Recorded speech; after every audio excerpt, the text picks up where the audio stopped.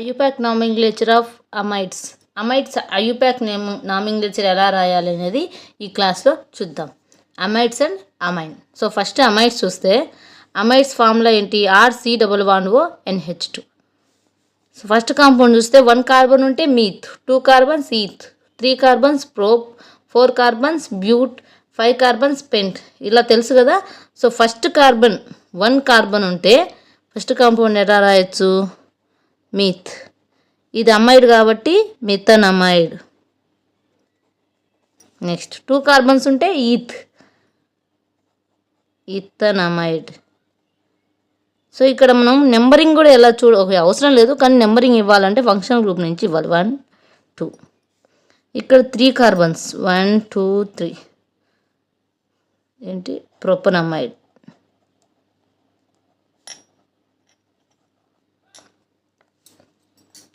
Next amines చూస్తే formula ఏంటి? RNH2. R అంటే carbon group, carbon chain. So first compound చూసుకుంటే 1 కార్బన్ ఉంది కాబట్టి మిథన్ అమైన్. అమైడ్కి అమైన్ తేడా ఏంటి? C≡O NH2 ఉంటే అమైడ్, ఓన్లీ NH2 ఉంటే అమైన్. నెక్స్ట్ 2 కార్బన్స్ ఉంటే ఈథన్ అమైన్, 3 కార్బన్స్ ప్రొపనమైన్.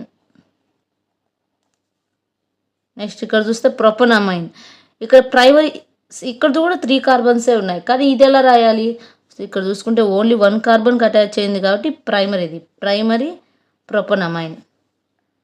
ఇది సెకండరీ ప్రొపనమైన్. అసలు ప్రైమరీ ఏంటి, సెకండరీ ఏంటి చూస్తే ఓన్లీ అమైన్ గ్రూప్ 1 కార్బన్కి అటాచ్ అయింటే అది ప్రైమరీ. అమైన్ గ్రూప్ 2 కార్బన్స్కి అటాచ్ అయిన అంటే ఇక్కడ చూడండి, ఈ కార్బన్ 2 కార్బన్స్కి అటాచ్ అయింది కాబట్టి ఇది సెకండరీ. ఈ కార్బన్ చూడండి ఓన్లీ 1 కార్బన్కి అటాచ్ అయింది కాబట్టి ఇది primary. So amine IUPAC nomenclature ఎలా రాయాలి అనేది చూసాం. అమైన్ ఫంక్షనల్ గ్రూప్ ఏంటి? RNH2. Amide RC≡O NH2. అమైడ్కి అమైన్కి తేడా C≡O. R అంటే కార్బన్ చైన్. సబ్స్టిట్యూషన్స్ ఉంటే సబ్స్టిట్యూషన్స్ రాయాలి. ఇఫ్ ఇన్ కేస్ ఇక్కడ ఒక CH3 ఉందనుకోండి అమైన్ గ్రూప్ దగ్గర, సో నెంబరింగ్ ఎలా ఇద్దాం? ఫంక్షన్ గ్రూప్ నుంచి కదా, 1 2 3. So 2 methyl ప్రొపనమైన్.